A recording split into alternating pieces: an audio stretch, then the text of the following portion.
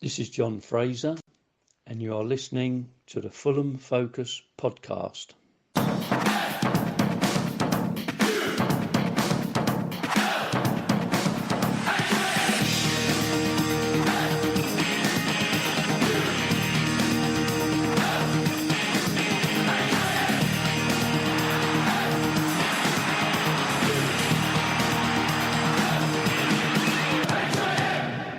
Fulham. Hello, yes, a good morning, a good afternoon, or a good evening to you, however you may be listening and wherever you may be listening. This is the Fulham Focussed podcast, coming to you once again after another Fulham defeat. I could just really copy and paste this intro every single time we do it, but there's one intro that I can't copy and paste because it's a special one for us, as we thank John Fraser for opening the show. John made 56 league appearances for the club, having signed as a teenager shortly after leaving school. He was a versatile fullback who spent most of his Fulham career covering both the right and the left. His stock was never higher than when he played in the heroic quarters, semis and final of the 1975 FA Cup run with injuries first to John Cutbush and then Les Strong. Danny Boy has a Q&A coming out soon with John Fraser where he relives that famous Cup run, reflecting on some wonderful memories of the club. Keep an eye out for that, along with a whole other bunch of Q&As on the website, which is fulhamfocus.com. John Fraser, we salute you. And we salute our two panelists for turning up tonight, because God knows, I don't think many of us really wanted to after this result, after many of the results, but we'll get stuck into it as I first introduce Morgan Calton. Morgan, just your first, mic's open to you. I know there's not really much I can say or that I really want to ask, because it's just been a case of same old these past couple of, I won't say weeks, but months is more the case. That's basically the season, isn't it? Really? I mean, it's it's just a bit shit. This keeps going on and on. You think the players might learn from it. Clearly, they just have no confidence left. The play from last season. I know a lot of these players didn't play in that team. They got us promoted, but clearly the ones that did, they're just thinking they're so demoralised now. They're just waiting for relegation to be confirmed.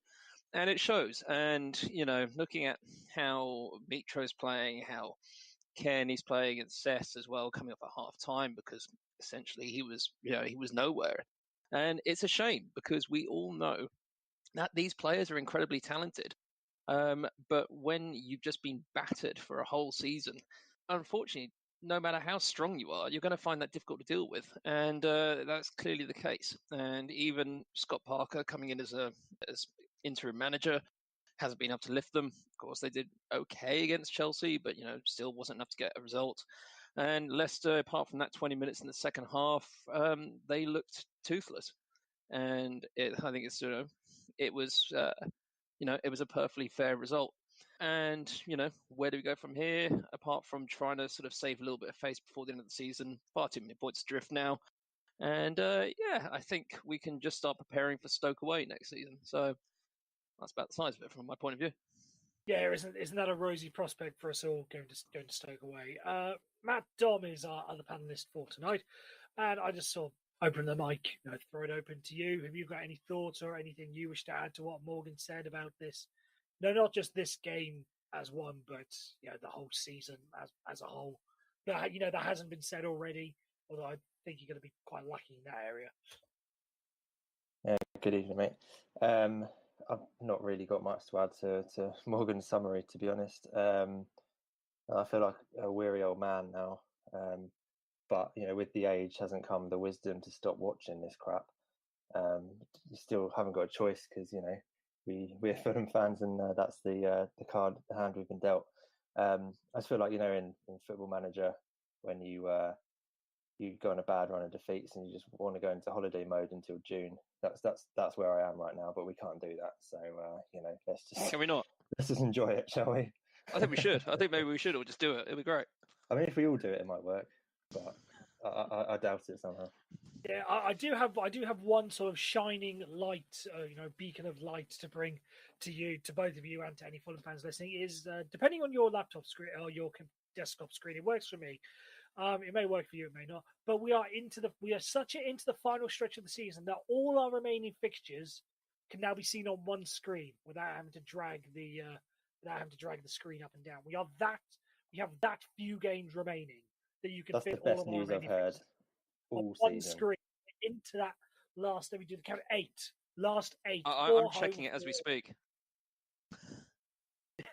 Is it the same for you? Can you fit? I don't know. I'm really excited to find out. Hang on. Can you find a holiday button?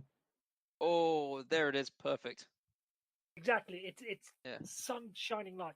But anyway, we don't want to talk too much about Leicester or fixtures coming up because, again, in regards to the game, there's not much more you can say. You just be basically copying what you said from, I don't know, the Spurs game or the Chelsea game or the Arsenal game or the Man United game or any other game there's been this season.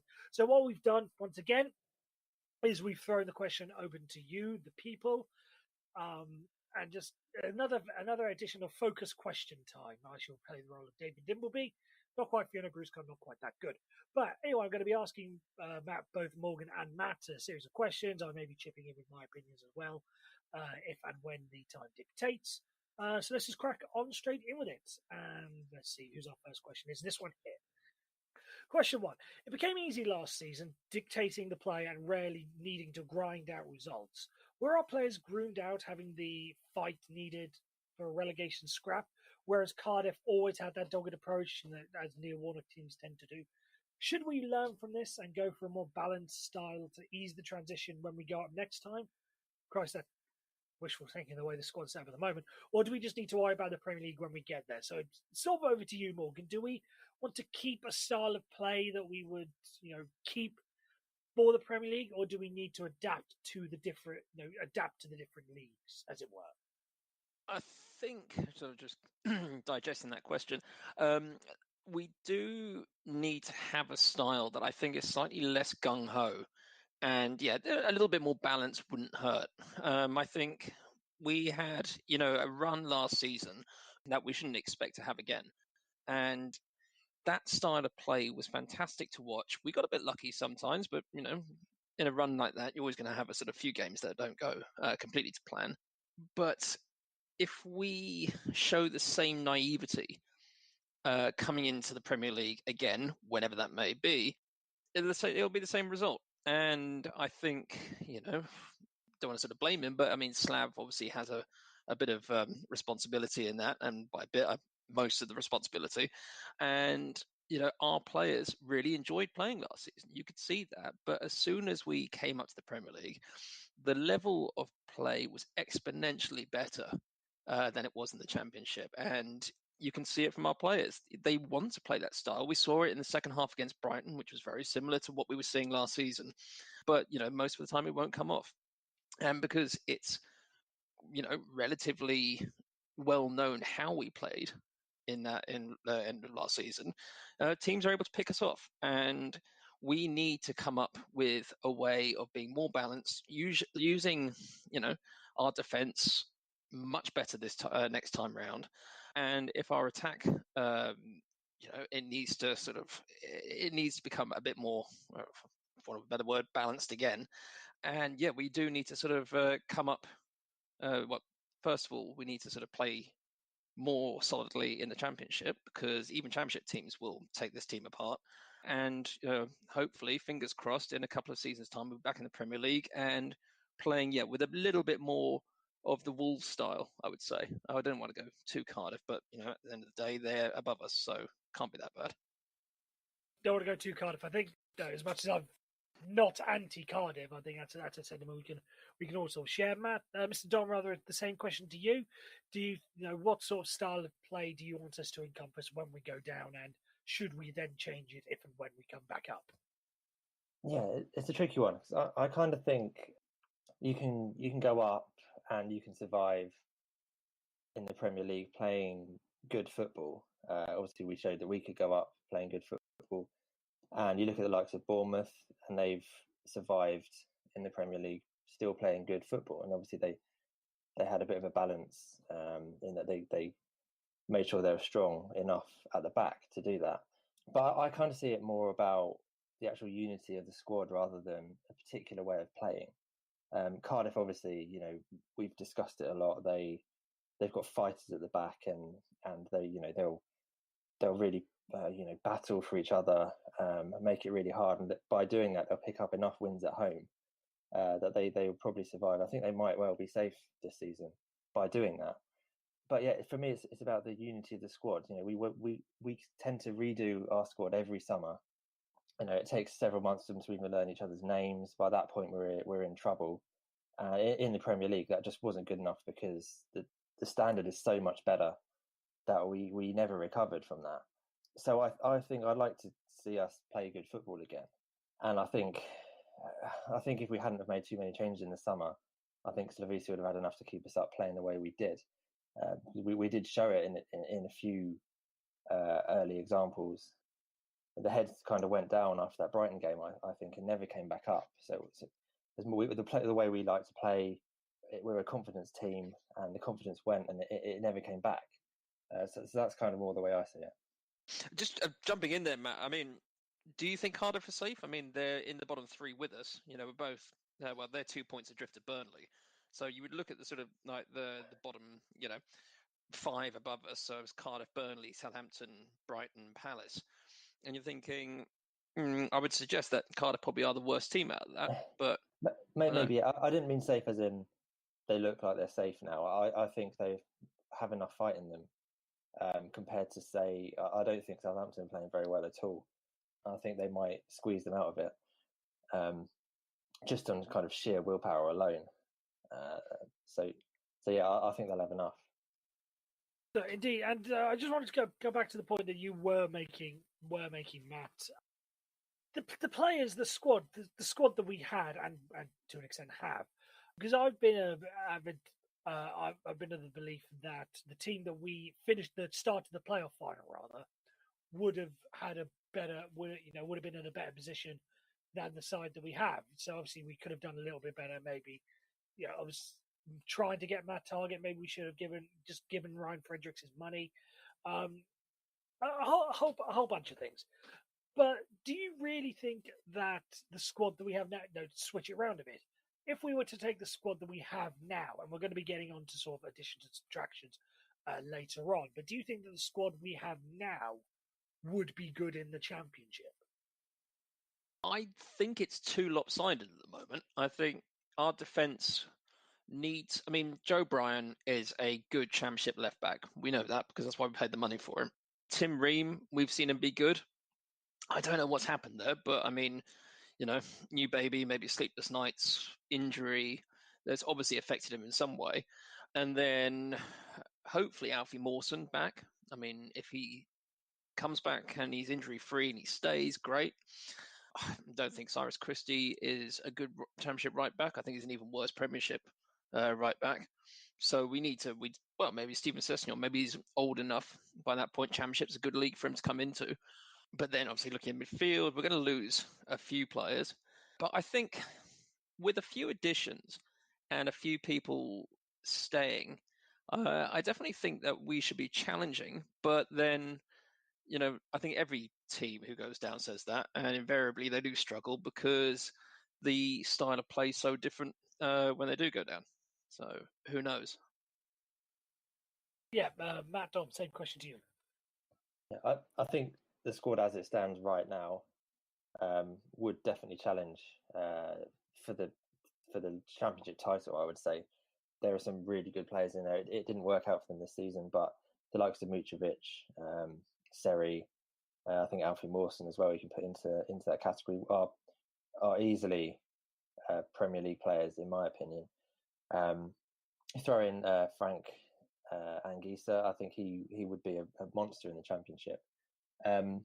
It's kind of hard to say because we can't really sell that many people.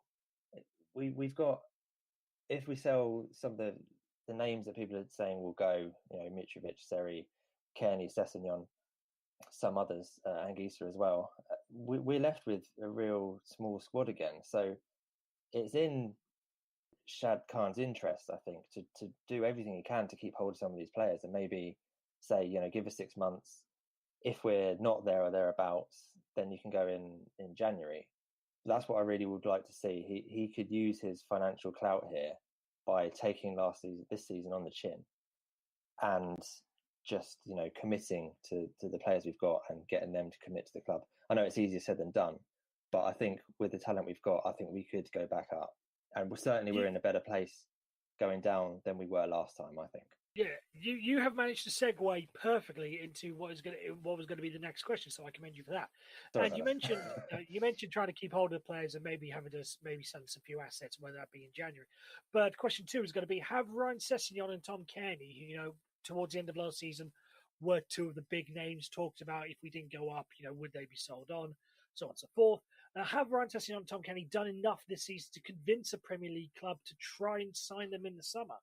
Or will they, will they clubs look at them and think, hasn't really been too great. There's not a lot for us to work with. I mean, Ryan Sessegnon is very young, but maybe he still needs time to develop. So maybe clubs will, buy him, send him on loan to us, all these sort of permutations.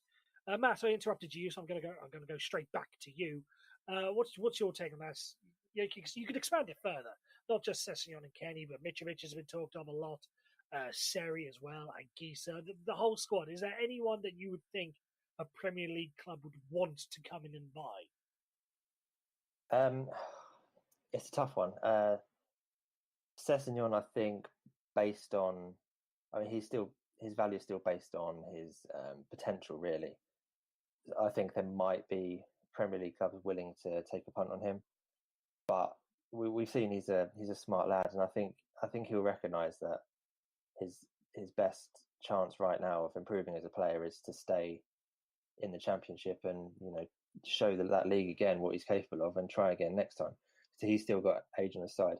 I'm starting to think Kenny might well stay, because it's really only the last few games he's shown any sort of potential that we saw in the Championship from him, and I don't think there's enough of the season left for a club to spend the sort of money that I think it would take for us to get rid of him, because he signed a new deal in the summer,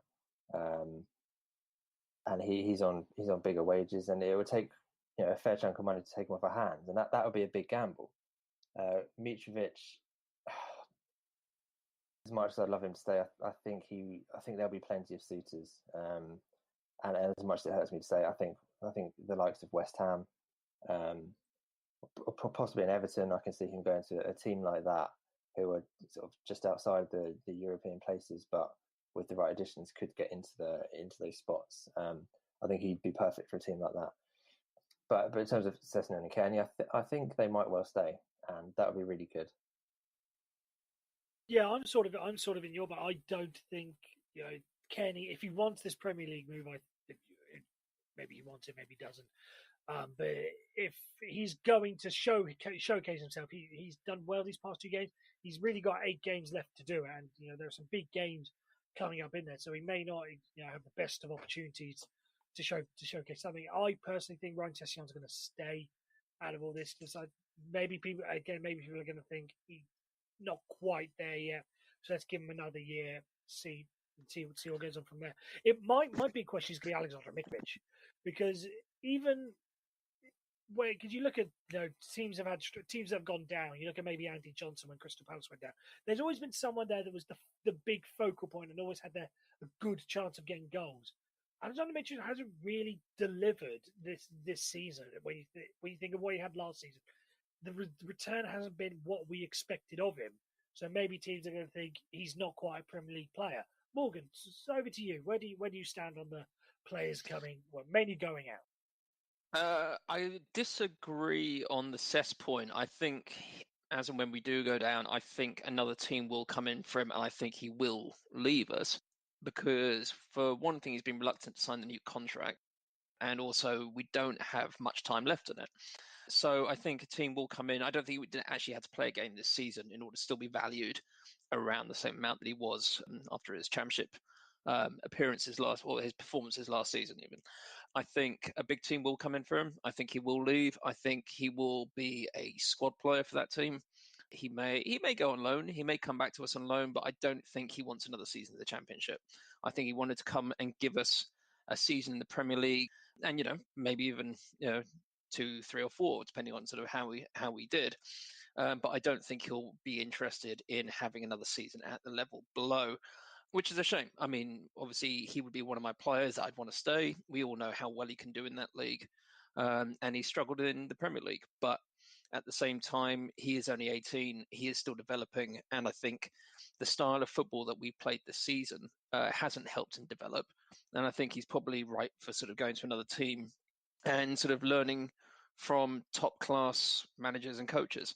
And unfortunately, with all the changes we've had this year, he hasn't been able to get that tutorage that he so dearly needs in order to develop into the player that we know he can be. Kearney, Can I just ask a question on like what team do you think Sessegnon would move to in the Premier League that's going to give him time to play or minutes on the pitch?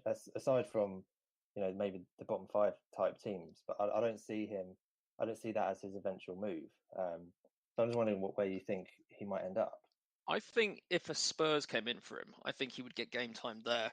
Even one of the teams like Man U or something, they do give youth players a chance. And we're seeing up at United, a few getting on the pitch at the moment.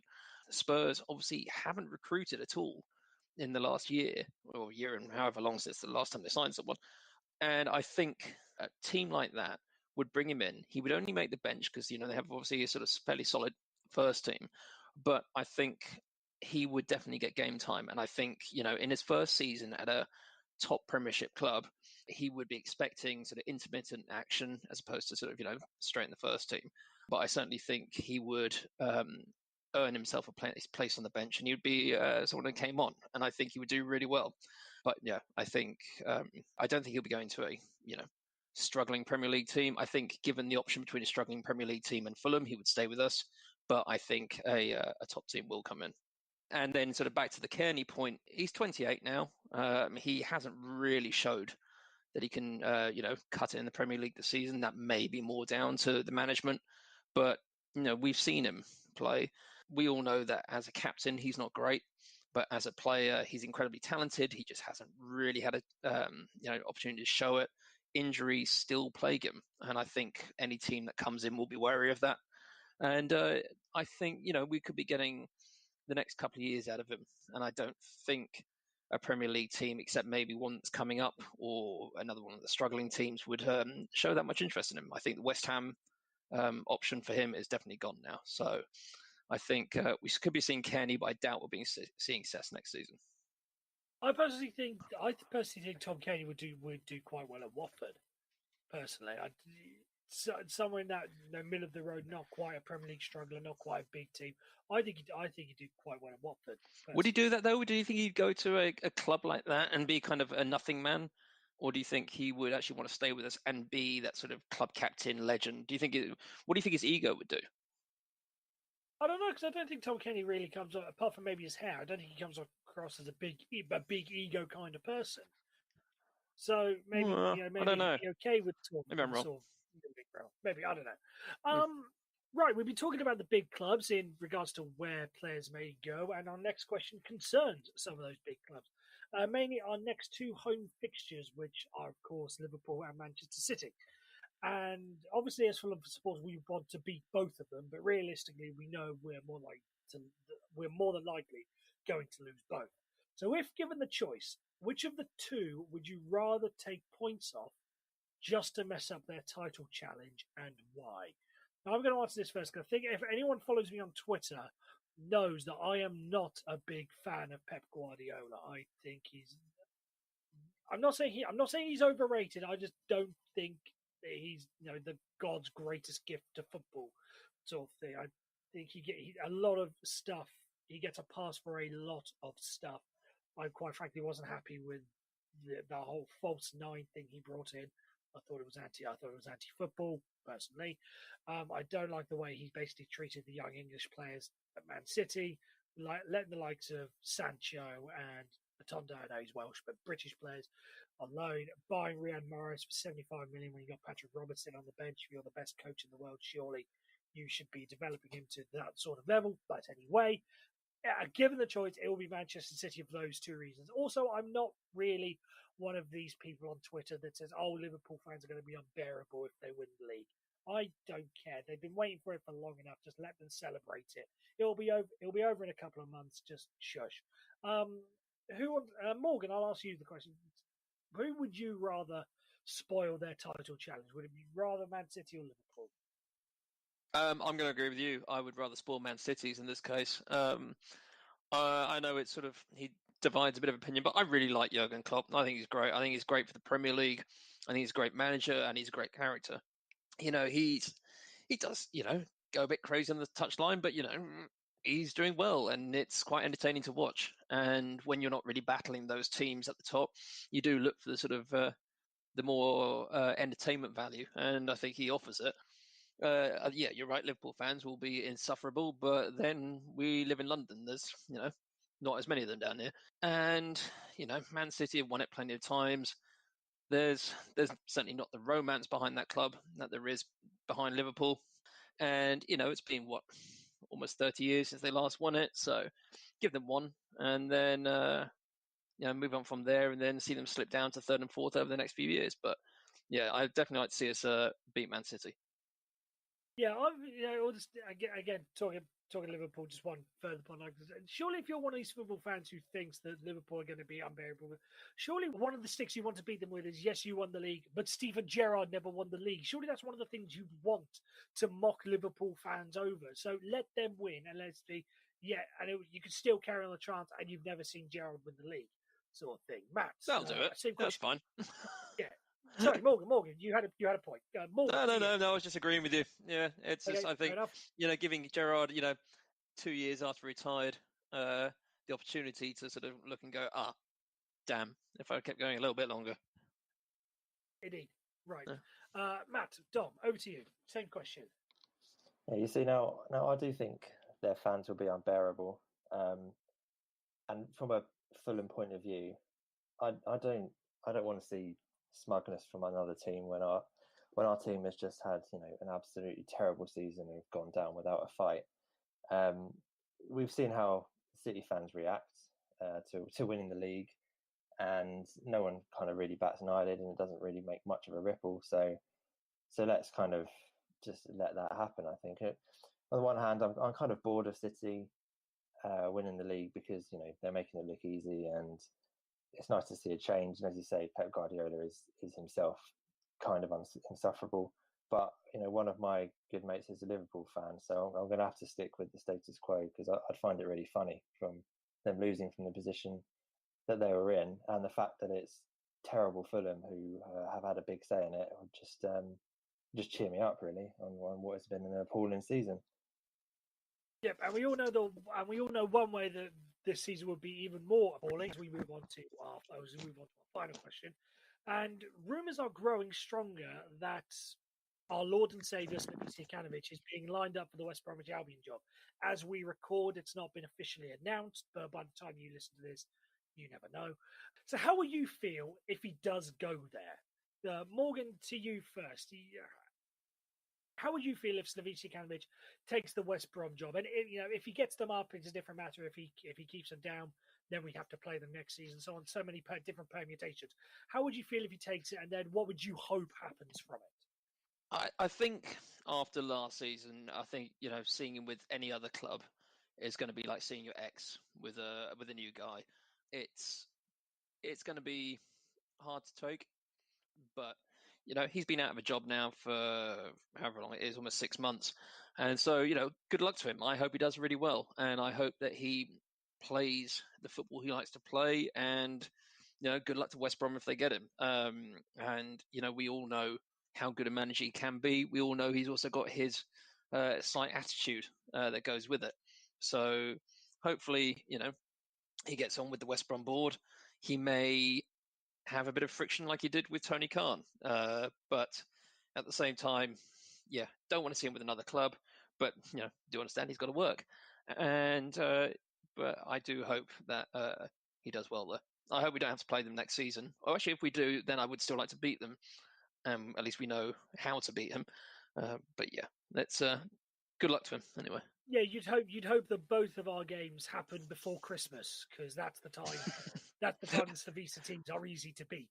Mr. Domm, same question to you. If Slavica Kanovic takes a West Brom job, if he gets them up is one thing. If he keeps them down, it's another. But overall, how will you feel? How would you take the news? Yeah, I mean, it was sting quite a lot because, as we all know, Slavisa left with all of us with a heavy heart and just felt like it was almost unfinished business. It didn't quite work out, and it should have worked out, and it was kind of destiny for it to work out, but it didn't. I don't know what will be harder, seeing him take them up this season through the playoffs and then being in the league above us, or him playing against us next season, potentially beating us with West Brom playing with swagger. It will hurt, and but he deserves a decent job, and by all accounts that would be a good job. If tricky situation for him to arrive at the club after what's happened with Darren Moore, so very much different occasion to when he arrived with us. But yeah, I mean, like Morgan said, we all wish him the best, and hopefully that they have 2 off games next season, and that's against us. Indeed. Yeah, I saw. Yeah, my view on the whole thing is I'd ideally want to play in this season because we would sort of owe it to him, because we've had occasions where great managers have come back. Roy Hodgson, mania, we treated him with respect. I don't know if we ever. No, he didn't come back with Liverpool. He must have only come back with the West Brom and then subsequently Palace. It would be nice to see Slavisa back in the cards again, so we can give him the standing ovation he deserves. But then after that, he becomes our enemy, so on and so forth. Right, that ends the question time focus of the show. Now it's time for the quiz. Fulham. And welcome back, and it is time for my favourite part of the show. Anyway, it is the quiz, mainly because it means we get to stop talking about all the dire stuff that's going on the pitch. For this quiz, for the first time ever, Danny Boy has sent me through the how many points people can get, so which is why I've never done it in the past. So there are 28 points available for the listeners, and the co-host can score a maximum of 19. And round 1, we go head-to-head with Liverpool and Liverpool-related statistics. So out of these, who has made more league appearances for their respective club, Fulham or Liverpool? You get 4 goes each. Morgan, you get to go first because you're alphabetically by last name. You go first. So do you want set 1 or set 2? I will go set 2.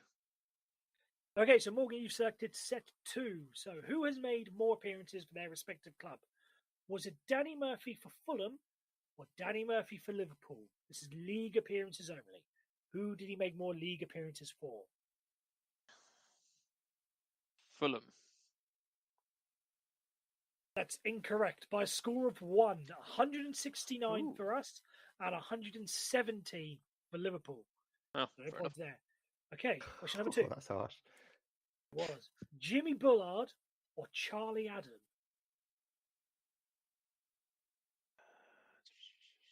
Or Jimmy Bullard. You're correct by a score of 39 to 28. This despite missing, how long was it? A season and a half? Yeah, well, With that Charlie figure? Adam was only there a year, wasn't he, I think? Before they realised he was shit. Indeed. Right. Sean Davis, question 3. Sean Davis or Jamie Redknapp? Davis was with us for so long. I'm going to go, actually, no, I'm going to go Sean Davis. You're incorrect, but with a much wider margin. Sean Davis, 155. Jamie Redknapp, this surprised me when Danny Boyd quizzed me on this earlier. Sean Davis made 155. Jamie Redknapp, 240. Oh, fair enough. Appearances. There you go. He was there he was there longer than I thought he was. Okay, now, question number 4. Mark Schwarzer or David James? David James. And again, you are correct by a score of 217 for David James to 172 for Mark Schwarzer. So out of those, you get 2 points. Oh. Now, Matt, Mr. Domm, you get set number 1. And your first question is, Steve Sidwell or the God's greatest gift, Joe Allen? That's tricky. I'm going to say Joe Allen. You are incorrect. But again, by a score of 1. Steve Sidwell made 92. Joe Allen made 91. Danny Boy really went in kicking with the first ones. Okay. Number 2. Clint Dempsey or Dirk Coit, however you wish to pronounce his last name. Doesn't matter to me. God,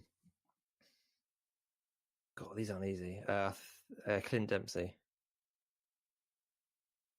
That is incorrect by a score of Oh, 208 to 189. Now we go for the big physical geezers, the BFGs. Matt Smith or Andy Carroll? Andy Carroll. Incorrect once again. No Matt Smith with way. 51, Andy Carroll with 44. Okay, now question number 4. Final one for this round. Zoltan Gera or Raheem Sterling?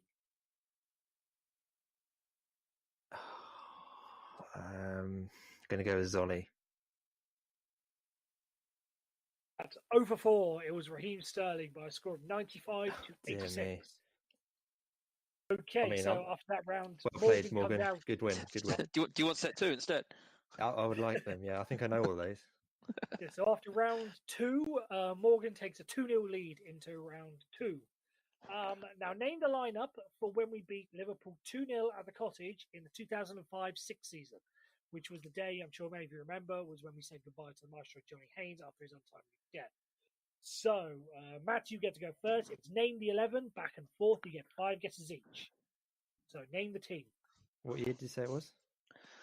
To do 2005-2006.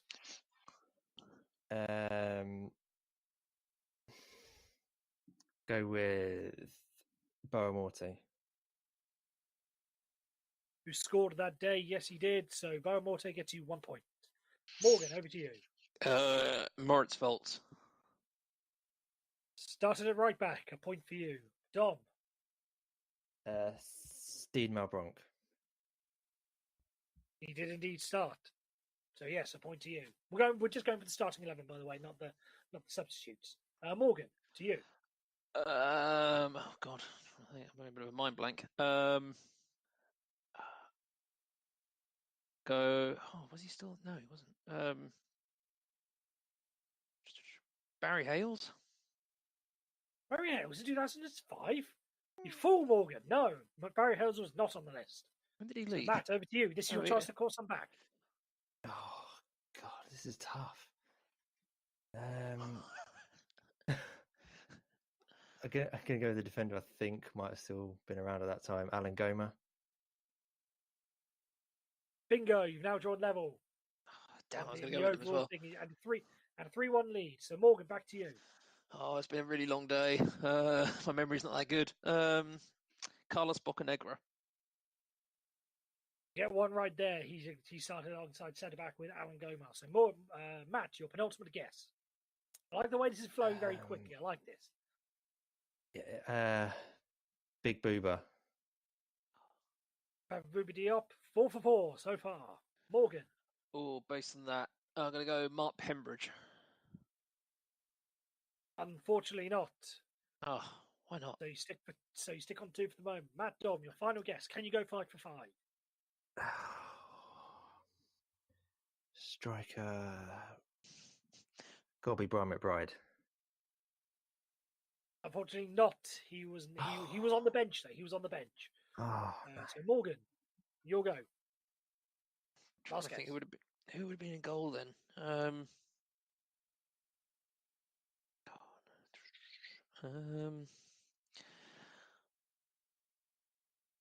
Fine, that's it. I'm gonna go Anthony Niemi. that's what I reckon. As well. Anthony Niemi hadn't joined us that time. He joined us. He joined us that winter. Ah. So out of that round, Dom, you've drawn level now. It's now 4 points all. After Dom gets 4, Morgan gets 2. So I'll just complete the lineup. Mark Crossley was in goal. Oh. At right back was Moritz Volts, Alan Goma, Carlos Bocanegra, Nicholas Jensen, who you missed off. What a player. Malbronk, Klaus Jensen, another one. Oh, I loved Klaus. He was brilliant. He was indeed. Collins John was the striker up front. Oh God! And the first name that came to my mind, because I remember it was I think one of 3 appearances, and he ran the show that day. Ahmad Elrich. Does anyone remember that? That was the first one that came to your mind. Yeah, just before he went to jail. Nice. Exactly. And then the subs for that day were Tony Warner, Zesh Raymond, Liam Rossignol, Heider Helgeson, and Brian McBride. Oh, not bad. I think I saw Ahmed Elridge's brother still playing in the A-League in Australia. Is he? Good Yeah, for him. he was the good brother. Yeah, the good. Wait, Yeah. in terms of footballing ability or in terms of behaviour? Both, I think. Both, yeah. Right. Right, so we now move on to round 3, where it is all to play for as the players are both level. It's the guess the player round, my favourite. So if you get it, formalities or technicalities and legalities. If you get it in the first 2 guesses, the first 2 clues, you get 5 points. 3rd and 4th, you get 4 points. 5 and 6, you get 3. 7 and 8, you get 2. 9 and 10, you get 1. Now, the fact that you're both coming all level means it's going to be very interesting. No tactical things to be played. It's just first guess. Okay, so fact number 1. This player is 5'9.5" tall. Okay, fact number 2. He was born in Hemel Hempstead. Because I'd have been shocked if you'd have got it off those first 2 clues, so we'll just go for number 3. He has represented England at all levels from under 16 to under 21, but not the senior team. I'm going to go for it. Just why not? I'll go with Liam Rosenior. Liam Rosenior. Okay, Matt Domm locks his answer in at Liam Rosenior. Okay, question number 4. He made 24 appearances for the Whites, scoring 4 goals. Not Liam Rosenior then. Damn. So Morgan, you've got all this. You've got all the questions to play for. Take your time over this. Oh. He was only with us for 1 season, and it was a season-long loan from a Premier League club. Okay, fact number 6. This one's a bit weird. If you know it off this one, he was born 21 days after Mohamed Al Fayed's tenure as Fulham chairman began, and he was born on the 29th of May, 1997. Ooh. Okay, so what's that? What does that make him? 20? Oh yeah, keep going, but I think yeah. Okay, you think you know, but you're going to keep going. You've got the ability to play with it. His real name is Oluwazi Badajaid. Oluwazi Badajaid. I'm assuming I'm pronouncing that wrong, but I'll spell it out. OLUWASEYBADAJIDE. This is great radio. Okay. So do you want to take a guess on number 7, or do you want to keep it going?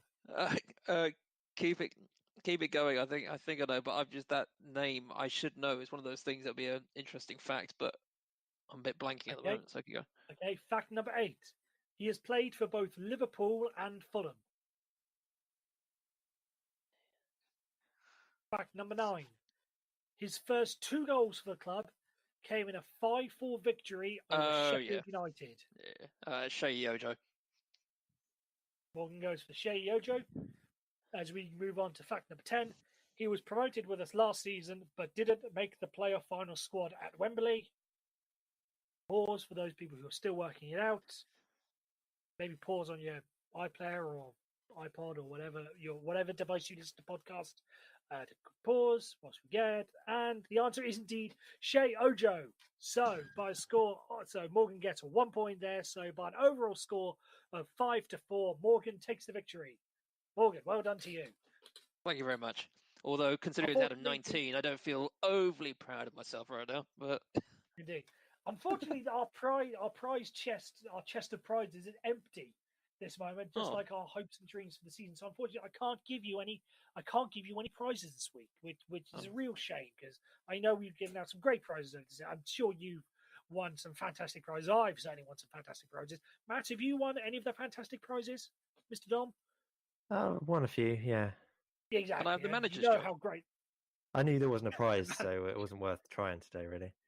Indeed, right. So anyway, so that's it for the quiz. Morgan comes out victorious as we move on to the final part of the show. Fulham. Welcome back. Now it's time for us to preview our upcoming game against Liverpool. I don't really know how to approach this because all logic would dictate that we're going to get beaten soundly and heavily. But if you also look at it, Scott Parker has now had 2 solid weeks to try and work things out.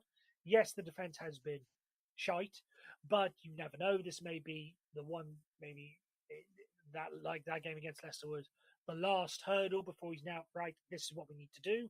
If we look back to when we went up to Anfield earlier in the season, we arguably could have won that game if Cesc had taken his chance, and then that whole Mitrovic goal, offside, not offside, Liverpool counter, so on and so forth. So it's an interesting game. Morgan, how do you see the lineup facing any injuries, who's meant to be coming back, all that sort of thing? How do you see the team lining up, and how do you see the game going? I don't think it'll be a huge amount different from the Leicester game. I think Scott's trying to go for quite a bit of consistency at the moment. I do think Floyd will come in place of Cesc. I just think Cesc is looking, a little it's just lacking confidence at the moment, and I think he'll be brought on as a sub. I think Floyd deserves a go. We haven't seen him all season really, and given how he sort of burst onto the pitch it wasn't great for the whole half, but at least he scored, and it was a great goal. So I think we'll see him come in, and I think the rest of the team will probably be quite similar. Really, I don't think Schürrle's back unless he's made some miraculous recovery, and I think the rest of them, I don't know anyone else who's kind of earned their place really. We are just going to have to sort of knuckle down and sort of see what we can do against a rampant Liverpool team. I know they've been sort of letting a few results go lately, but it's the business end of the season. They were. I mean, the other thing is they would have just come off the buying game, so I guess that result will have a certain effect on their confidence. If they have won it, then they're likely to come out all guns blazing and sort of give us a battering, probably. Now, you brought up the buying game. That's actually what I was going to bring up. Surely the buying game would sort of dictate how Liverpool approach things, because if they've been knocked out, then they've really got no excuses than to go all guns blazing in the Premier League. Yet if they've gone, I know there's the international break coming up, but again, if they got through against Bayern Munich, then you'd think maybe they'd not want to take as many chances, maybe rest some players. So those who no, I don't think so. I think it's far too important for them to win the league this season, and I think the players are fit, they're healthy there, and they're going to see this game as a way to get a bit of league confidence back into them. Obviously, they did okay against Burnley, but they towards the end they look a little bit fragile, and I think they're going to come out and go, well, regardless of what the score was against Bayern, we're going to come out and get a few goals. Salah probably sort of think it's about time that he knocked a few in the net, and we've got to be ready for that. And our defence is so fragile at the moment that it's going to be difficult to handle. So yeah, we can. There's always shock results in this league. We haven't had one this season, so it would be nice to get it this time, especially since it's my birthday the next day. So that would be a nice present. But I think, we could be in for some pain. Yeah, I think the shock result would be keeping it to only conceding 2, personally. Matt Domm, your thoughts on predicted lineup, how you think the game's going to go, so on and so forth. We're playing Liverpool, are we? That'll be fun. I mean, it's got to the point I don't really care about thinking about upcoming games, to be honest. I mean, I'd be very surprised if Scott Parker kept the same team that started against Leicester, bearing in mind how poor that first half was. We didn't have a shot, let alone one on target. So I think he'll mix it up a bit. Perhaps we'll play a slightly more defensive lineup just because of the sheer numbers of attacking players that are going to be running at us. But yeah, I mean, how many times have we said this season, let other teams get some confidence on the back of beating us? Miracles happen. Do miracles happen? But we're going to lose, aren't we? We're going to lose quite heavily, I think. It would be nice if we could at least show some promise in maybe one of the halves. Score a goal would be quite good. So anything that will give us a bit of bit of confidence, a bit of something to cheer for. But yeah, I'm about as optimistic as well. I'm not optimistic, put it that way. I can't see anything but a heavy defeat, and it doesn't really matter, does it? Oh, I don't know. I mean, we can. This might be the beginning of the greatest of escapes. We could snatch a result, last minute winner, and go on from there. But maybe I'm being a bit optimistic. We could. Do we want to survive in the way we've played? Do you think we deserve to survive? I mean, it would be lovely if we did pull off something like that, but just look at this team and just go, fucking hell. Absolutely made a right hash of this. No, we don't deserve it at all. We're getting everything that we deserve the way we've played this season. Yeah, I mean, it's no surprise where we are. But that said, how good last season was, particularly May and from Christmas onwards, as much as this is kind of painful, what we're going through right now, it was worth it just for what happened last season, I think. It's like reverse childbirth. It's probably a bit more painful than that. I may be wrong in this, but I think there is something left to fight for, unless I'm mistaken, because I remember this being the case last year, or not last year, but the last time we were relegated, that if we finish bottom of the Premier League, we go into the first round of the Carabao Cup, whereas if we come second bottom, we don't have to go in until the second round. So there is that still to play for. The fact that we won't have to. If we're clutching at straws. Exactly. We get to skip around in the. Is that a thing, I or have you just made that up? No. I genuinely remember it being a thing. I can't tell if you want us to fight for bottom so that we get to go in the first round, or whether you're. Yeah, I want to play Forest Green Rovers away. Might as well, yeah. There's something to go. Okay, fine. Scrap that. Okay, scrap the whole season by all means, if that's the way you want to go for it. Sort of one of the question I've got is, I know it sucks being relegated, but after last time, it was the end of 13 years in the Premier League, and we'd seen so much in that time, and it was just so sad because we just kind of capitulated over that sort of last few seasons, really. But this time around, it's almost just sort of like, just get us out of this fucking league. It's been awful. I want to play Swansea away again. I want to go to Luton. We can't go to clubs like Luton anymore, so let's go there. And it just feels like it will be going back to our comfort zone for a little bit and try and get this mess sorted. But maybe I'm being, I don't know, a bit grass. No, I completely get you. But I will say one thing about Luton: I guarantee you that they're going to have to go for a loyalty point scheme for Luton. Just because I remember doing this. There's basically a whole generation of Fulham fans that have not been to Kenilworth Road to support, because the last time we played them was 1999. So you think about I thought we played them in the cup. Sorry, in the league anyway. Yeah, in the league. We haven't played them at Kenilworth Road. Well, since 2000. Since 2000, that was it. Since 2000, we haven't been to Kenilworth Road. So I think it's the first time anyone's ever had a need for loyalty points to have to go to Luton. I know, what a strange. It's usually a punishment. You think in the space of 18 months, we'll have gone from loyalty points for Wembley to loyalty points for Luton. Oh, we are living the dream, and you know it. Doesn't that just sum up the state of affairs that Fulham would have gone through? Matt, Wembley. I mean, that was good, wasn't it? Right? Yeah.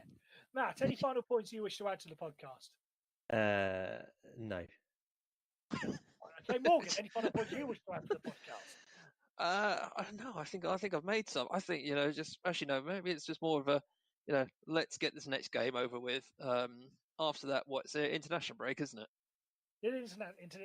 Let's all choose a game to go to that isn't Fulham, and let's go see a team that's doing well, be it in the in League Two or be it in the Combined Counties League. Let's go and see a team where the fans are happy. Let's all not go to Luton because Luton's horrible. I'm sure they're a great club to watch, but it's a bit like Milton Keynes, but older. Fair enough. As Morgan puts a final point on it, it's time for us to wrap up this edition of the Fulham Focussed podcast. Thank you very much for listening. All that's left for me to do is to do technicalities and legalities. Don't forget you can subscribe to us on iTunes or SoundCloud or wherever you get your podcasts. Don't forget to go to the Fulham Focussed website, fulhamfocussed.com, where there's plenty of blogs, quizzes, Q&As, this podcast, plenty of other stuff that will just keep your mind going, maybe take your mind off what's going on the pitch. And also you can follow us on Twitter at Fulham_Focus. I'm assuming the Instagram is the same, at Fulham_Focus, and we're on Facebook as well, Fulham Focus. There seems to be a theme developing here. All that's left for me to say is, once again, thank you very much for listening, and come on, you Whites.